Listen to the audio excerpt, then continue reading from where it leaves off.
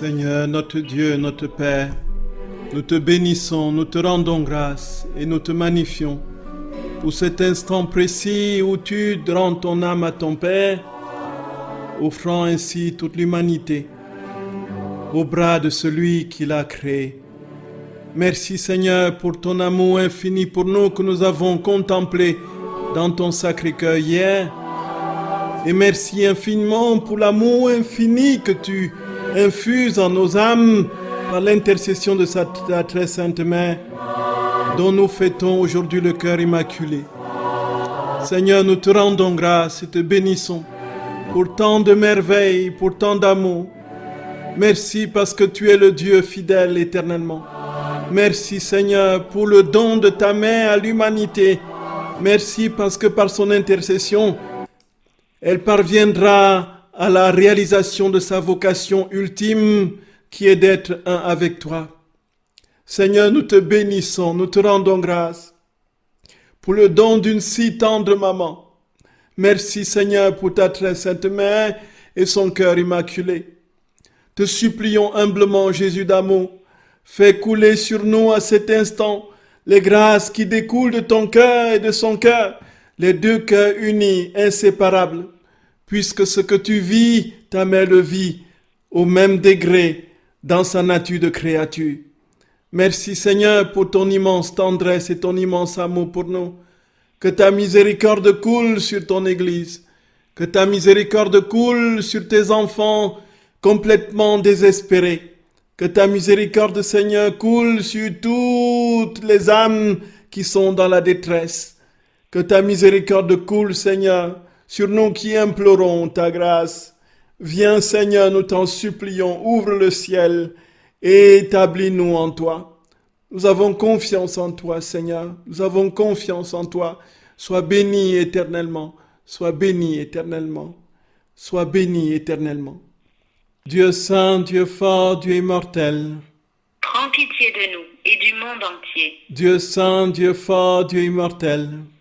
Prends pitié de nous et du monde entier. Ô et sang jailli du cœur ouvert de Jésus comme source de miséricorde pour nous. J'ai confiance en toi. Oui Seigneur, nous avons confiance en toi. Merci pour ta bénédiction que nous te supplions de poser sur nos cœurs et sur notre humanité. Au nom du Père et du Fils et du Saint-Esprit. Amen. Amen. Frères et sœurs bien-aimés, à tout de suite pour la petite causerie.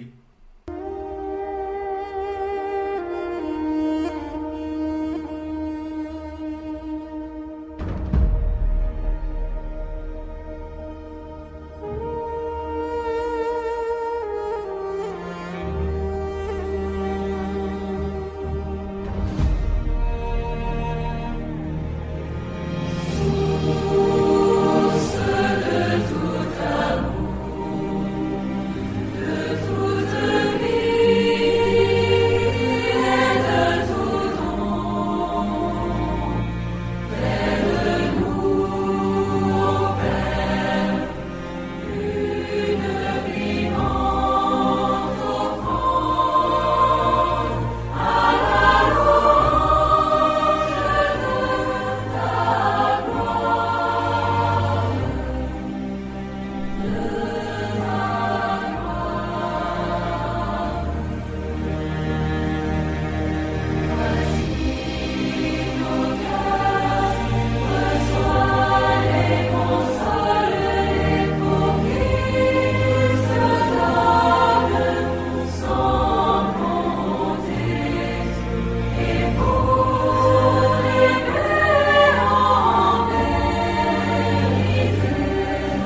Frères et sœurs bien-aimés dans le Seigneur, soyez bénis infiniment en cette fête du cœur immaculé de notre très sainte mère.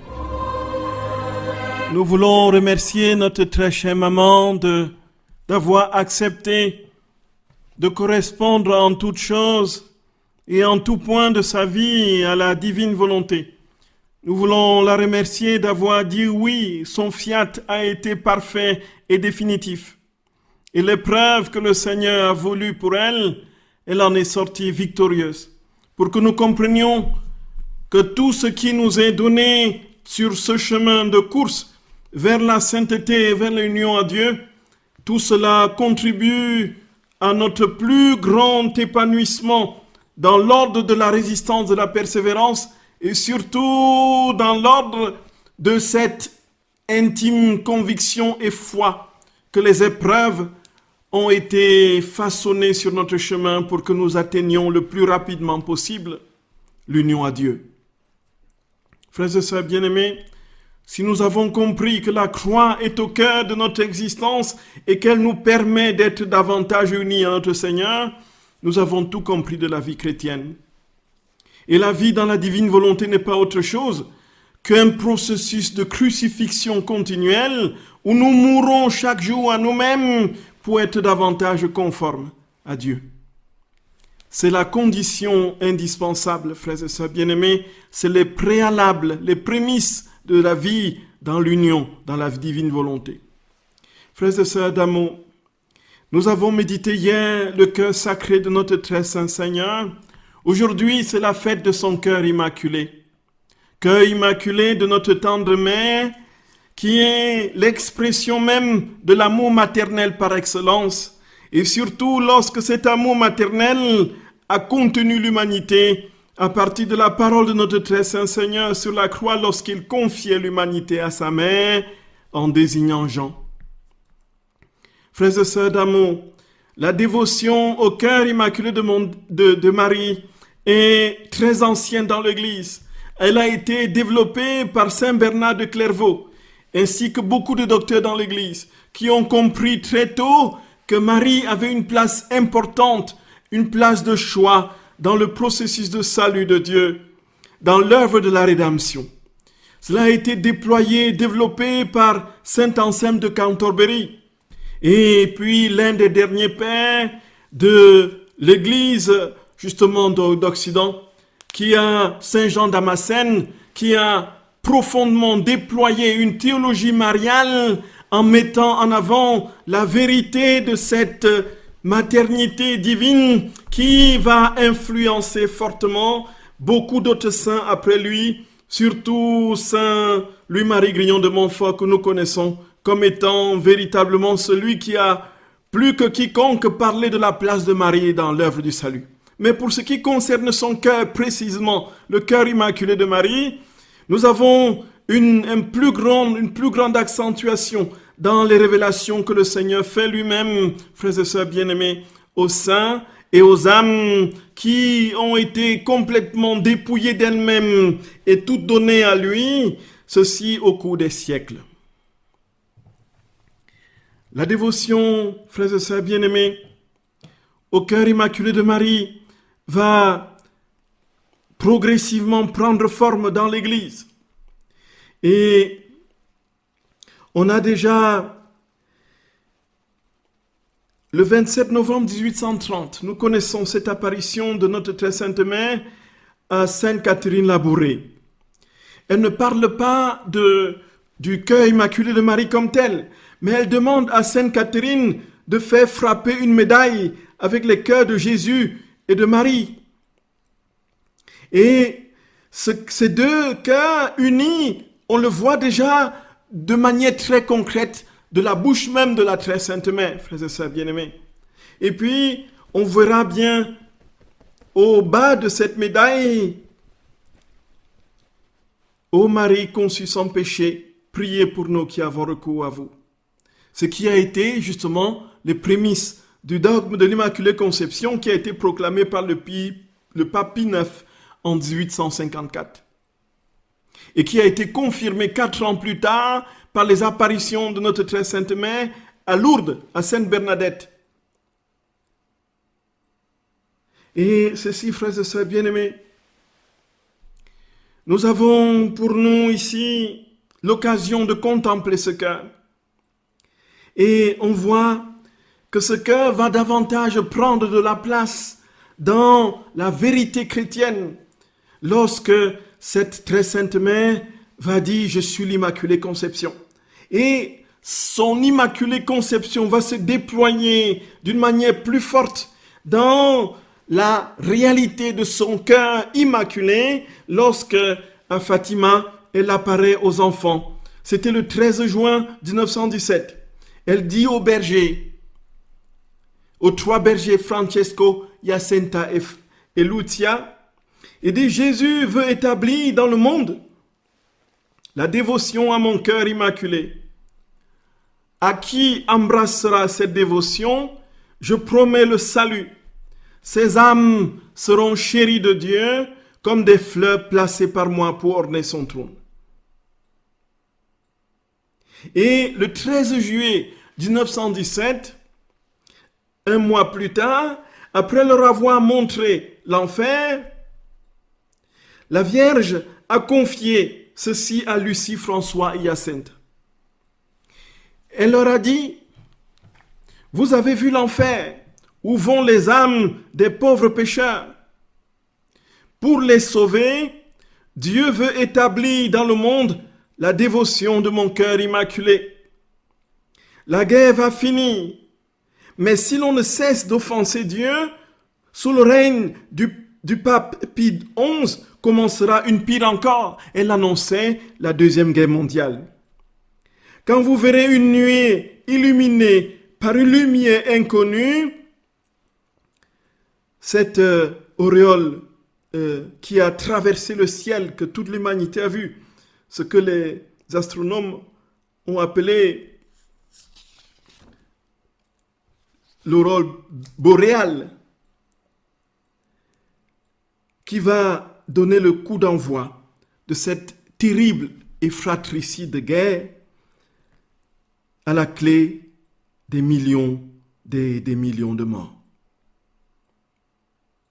Elle dit, quand vous verrez une nuit illuminée par une lumière inconnue, sachez que c'est le grand signe que Dieu vous donne, que le terrible châtiment tombera sur le monde. Avec les famines, les persécutions, la guerre et les persécutions contre les saints-pères. Pour empêcher cela, je viendrai demander la consécration de la Russie à mon cœur immaculé et la communion réparatrice des premiers samedis du mois. Si l'on écoute mes demandes, la Russie se convertira et l'on aura la paix. Sinon, elle répandra ses erreurs à travers le monde, provoquant des guerres et des persécutions contre l'Église. Les bons seront martyrisés. Le Saint-Père aura beaucoup à souffrir. Plusieurs nations seront anéanties. À la fin, elle dit, mon cœur immaculé triomphera. À la fin, mon cœur immaculé triomphera. Le Saint-Père me consacrera la Russie qui se convertira et il sera donné au monde un certain temps de paix. Frères et sœurs bien-aimés d'amour, nous savons bien que cette Russie a été, avec le monde entier, consacrée de manière adéquate, de manière propice, telle que Lucie l'avait décrit et énoncé dans ses lettres au pape. Cela a été fait en mai 1984 par le pape Jean-Paul II. Et dans une lettre postérieure, elle va dire très clairement, Lucie, que la consécration de 1984 était conforme à la demande de notre très sainte mère. Elle était parfaite. Effectivement, quand elle s'est consacrée, quand la Russie a été consacrée à la Vierge Marie, au cœur immaculé de Marie, on a vu l'année d'avant, en 1985, c'était Mikhail Gorbatchev qui venait au pouvoir avec la perestroïka et la glasnost, et c'était progressivement, n'est-ce pas, cette fissure qui s'installait dans le tissu justement du communisme et qui va progressivement déliter tous les systèmes totalitaires et communistes dans le monde, au point où en 90, en 89, on va assister justement à la chute du mur de Berlin. Et frères et sœurs d'amour, c'est l'aboutissement justement d'un long processus qui a effectivement eu lieu. Certains disent que ça n'a pas été fait, mais selon ce que Lucie dit, ça a été véritablement consacré. Donc revenons au cœur immaculé de Marie, frères et sœurs bien-aimés. La très sainte mère demande la dévotion réparatrice à son cœur immaculé. Et lorsqu'elle tarde un peu à faire passer le message aux évêques, elle est déjà dans son couvent. Elle est déjà dans son couvent en 1925. Je parle de sœur Lucie. C'est alors que c'était le 10 décembre 1925, la très sainte Vierge Marie lui apparaît et à son côté un enfant porté sur un nuage lumineux. La très sainte Vierge Marie, lui posant la main sur l'épaule, lui montra en même temps un cœur entouré d'épines qu'elle tenait dans l'autre main. Au même moment, l'enfant lui dit « Prends pitié du cœur de ta sainte mère, entourée des épines que les hommes ingrats y enfoncent à tout moment, sans qu'aucun acte de réparation ne soit fait pour les en retirer. » Ensuite, la très sainte mère lui dit « Vois ma fille, mon cœur entouré d'épines que les hommes ingrats y enfoncent à chaque instant par leurs blasphèmes et leurs ingratitudes. Toi au moins tâche de me consoler et dis qu'à tous ceux qui, pendant 5 mois, le premier samedi, se confesseront, recevront la Sainte Communion, réciteront un chapelet et passeront 15 minutes avec moi en méditant sur les 15 mystères du rosaire, en esprit de réparation, je promets de les assister à l'heure de la mort avec toutes les grâces nécessaires pour le salut de leur âme. Voyez, frères et sœurs bien-aimés, voyez, frères et sœurs d'amour. Et ça, c'est l'insistance que Jésus fait auprès de Lucie pour que cette dévotion se répande. Et nous savons combien le cœur de notre très sainte mère est offensé, combien elle est ignorée, combien elle est bafouée, notre très sainte mère, combien elle est même insultée, injuriée. Et ceci par beaucoup de chrétiens, frères et sœurs. Maman est en souffrance, maman est en souffrance. Et nous pouvons nous poser la question, frères et sœurs, pourquoi 5 samedis? Je reviens, avant de répondre à cette question, je reviens sur la nécessité, frères et sœurs bien-aimés, je nous en supplie humblement, si vous m'écoutez, soyez très au clair par rapport à ce que je vous dis, ce que je vais vous dire. Frères et sœurs d'amour, quand on est dans la divine volonté, on n'abandonne pas ce qu'on faisait avant. On a encore entendu pas plus tard qu'il y a quelques heures, des gens disent qu'ils ont découvert la divine volonté et qu'on leur a demandé de tout abandonner, de ce qu'ils doivent, l'adoration, les engagements pastoraux, la prière des malades, ainsi de suite. Je vous en supplie, c'est monumentalement, c'est une erreur monumentale. Ce n'est pas cela la divine volonté. Ce n'est pas cela. Ce n'est pas cela. Si vous avez votre pratique des 5 samedis, faites les 5 samedis. Je vous en supplie humblement. Je vous en supplie humblement. Je vous en supplie humblement. On ne peut pas dire que dans la divine volonté, il n'y a plus d'adoration du Saint-Sacrement. Il n'y a plus de prière pour les malades. On ne peut plus dire qu'il n'y a pas de dévotion. Ce n'est pas possible, frères et sœurs d'amour. Faisons tout désormais dans la divine volonté. C'est très, très grave. C'est très, très grave. Si nous avons cela en tête, nous sommes vraiment dans ce qu'il y a de plus monumental comme erreur. Et ceci, frères et sœurs, malheureusement, beaucoup marchent avec cela dans l'esprit. Comme quoi, désormais, il faut tout bazarder et que seul comptent les écrits de Luisa, ainsi de suite, ainsi de suite. ça peut prendre des relances sectaires. C'est très dangereux, très dangereux. Je vous mets en garde, frères et sœurs d'amour. Soyez prudents par rapport à ce genre de discours.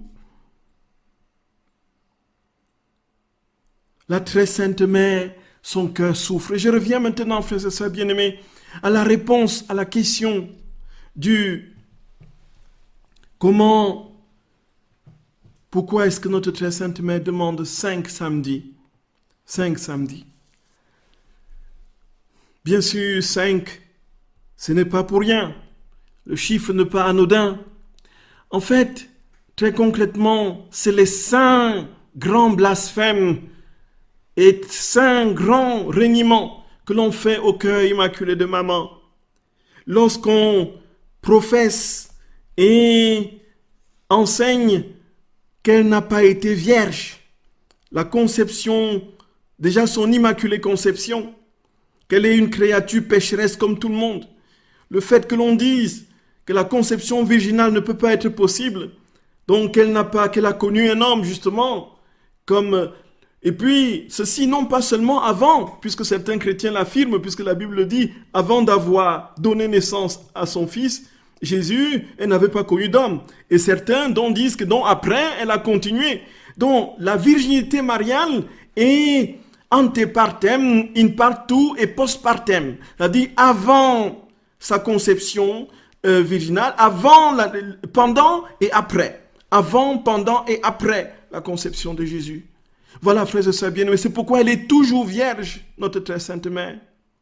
Et beaucoup de chrétiens, y compris beaucoup de catholiques, se mettent justement à la mettre dans le trifouillis des passions humaines, comme ils le ressentent dans leur propre chair, et croient que tout le monde ne peut vivre que de cela, que tout le monde a vécu, et la très sainte mère, mère de Dieu, tabernacle du Très-Haut, a aussi plongé dans les passions humaines, refusant et niant ainsi sa virginité perpétuelle.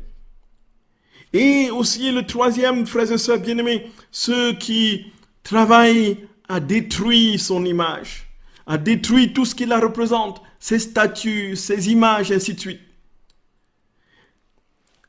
Quatrième réparation, c'est ceux, frères et sœurs d'amour, qui ne croient pas au dogme de l'Assomption.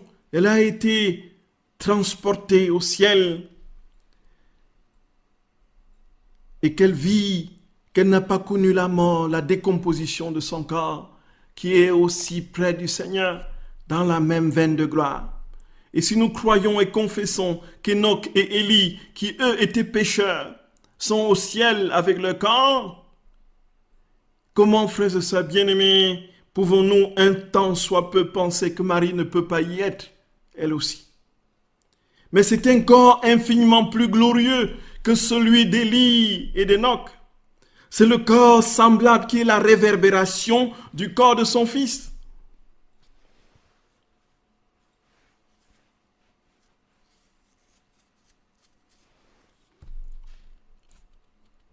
Frères et sœurs d'amour, voilà donc ce que nous réparons dans les samedis. Nous réparons le refus de son immaculée conception, le refus de sa conception virginale, le refus de sa virginité perpétuelle, le refus de son Assomption, et le refus que les images et les statues de la très sainte mère puissent avoir un effet quelconque dans l'âme des fidèles. Frères et sœurs d'amour, voilà pourquoi 5 samedis sont nécessaires et les conditions sont simples.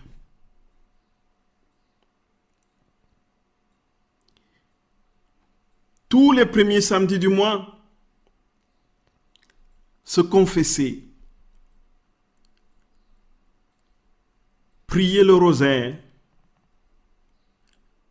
prendre un quart d'heure pour la méditation des mystères du rosaire, prier le chapelet, prendre un quart, communier. Tout ceci en esprit de réparation contre les fautes commises contre l'Immaculée. Alors, frères et sœurs d'amour, en ce moment particulier, très sincèrement, le cœur de Marie est réparé et son amour pour l'humanité trouve une expression nouvelle dans un déversement torrentiel de l'amour divin qu'elle contient dans son cœur immaculé sur tous ses enfants. Tous ceux qui ont recours à Marie ne seront jamais perdus. C'est la vérité, frères et sœurs d'amour. C'est la vérité. Et alors, il s'agit pour nous de comprendre que nous pouvons tout faire, ceci, cette réparation au nom de tous et pour tous, dans la divine volonté. Au nom de tous et pour tous, nous pouvons réparer.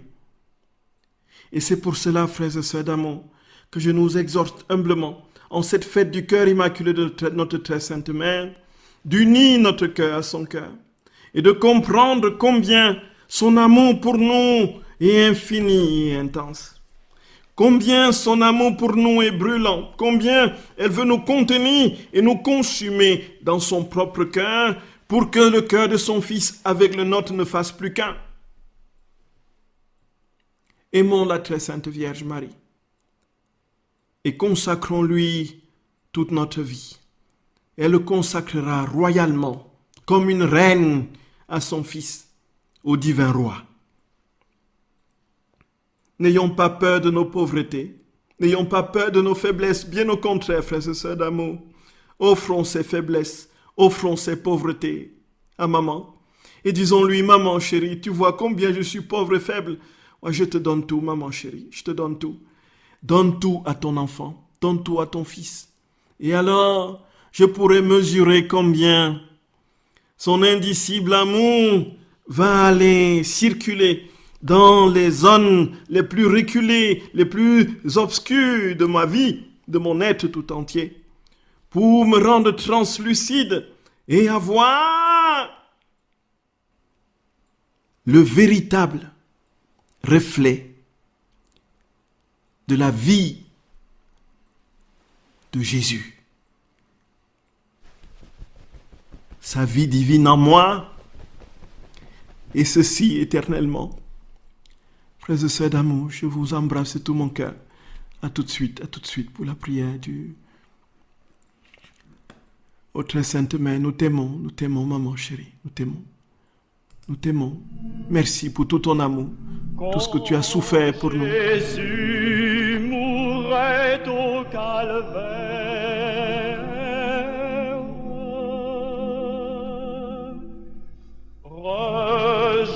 rejeté par toute la terre. Debout la Vierge sa mère souffrait auprès de lui. Debout la Vierge sa mère souffrait auprès de lui. Qui pourrait savoir la mesure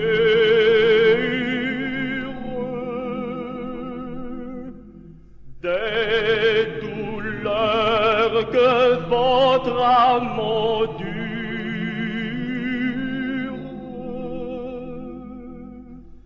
Ô Mère, alors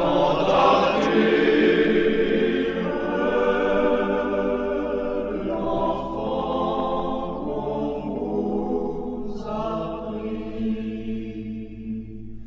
Ô Mère, alors